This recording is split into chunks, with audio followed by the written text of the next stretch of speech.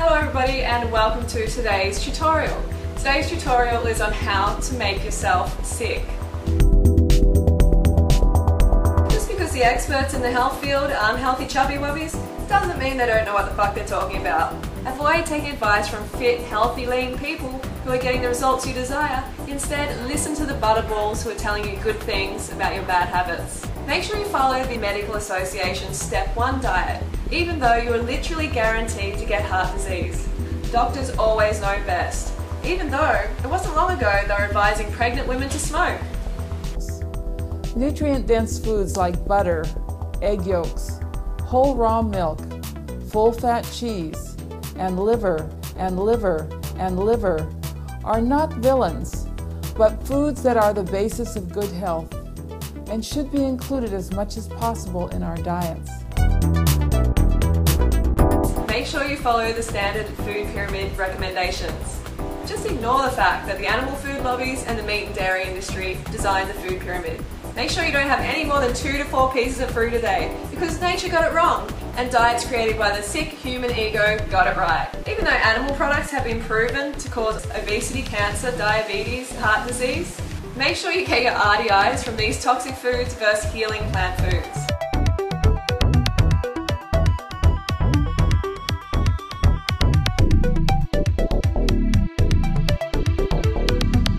Even though diet is the only cure for heart disease, make sure you piss your money down the drain and give it to smack dealers. Pharmaceutical companies. Pharmaceutical companies that aim is to keep you on the diet that caused the disease in the very first place. The fact that similar drugs are racked up in backyard snack shacks shouldn't concern you.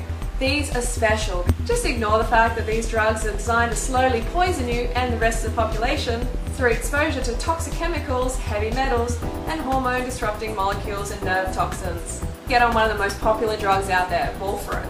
Warfarin may be molecularly identical to rat poison, actually used as rat poison, but it will thin your blood and enable you to keep eating shit that makes you sick. Just do what you're told, hand over your cash, and take your medicine. Now, the pharmaceutical industry, we know, makes money off of sickness and disease. If you're not suffering from a degenerative health condition, then they're not making money.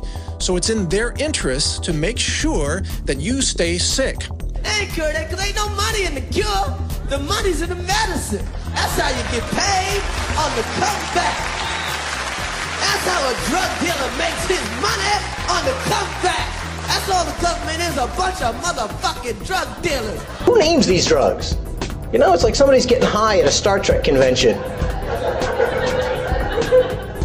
I am Zocor.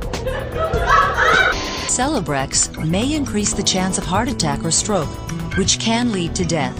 When taking Abilify, call your doctor if you have high fever, stiff muscles, and confusion, as these may be signs of a life-threatening reaction. In extreme cases, this can lead to coma or death. Coma or death. Death. Nah, the government's like this. The government, they don't want you to use your drugs, they want you to use their drugs. So every night on TV, you see a weird-ass drug commercial trying to get you hooked on some legal shit. And they just keep naming symptoms till they get one that you fucking got, okay? It's like, are you sad? Are you lonely? You got athlete's foot? Are you hot? Are you cold? Even though health issues are one of the major reasons for bankruptcy, make sure you buy cheap, shitty food so you can afford expensive, meaningless crap to impress drones you don't even like. As you go through the McDonald's drive-thru to pick up your heart attack burger, scream at your girlfriend if she puts fingerprints on your Porsche 911 GTR twin turbos window. Suit up in your best studs, clog your lymph with Christian Dior, and head out to breakfast to dirty your colon and clog your arteries with a plate of toxic animal fat.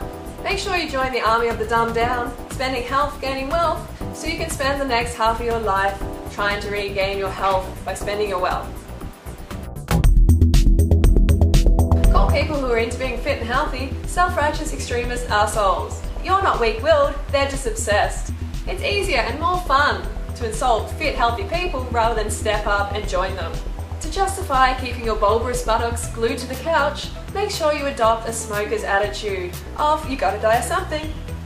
As you shovel in death, complain about looking like death and feeling like death, Make sure you tell other well-meaning folks who question your cancer-causing eating habits that the key is everything in moderation.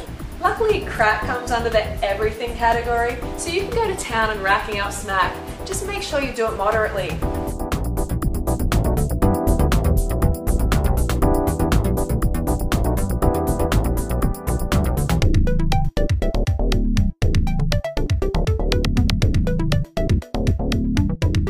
My father died of cancer. My stepfather died of heart disease. My mother has severe osteoporosis. My sister-in-law is diabetic. A friend of mine was just diagnosed with breast cancer. My neighbor's on heart medicines and cholesterol-lowering drugs. All this sound familiar? What's not so familiar is that these health problems were caused by eating habits. In fact, eating is the biggest cause of disease, disabilities, and death in the U.S. today.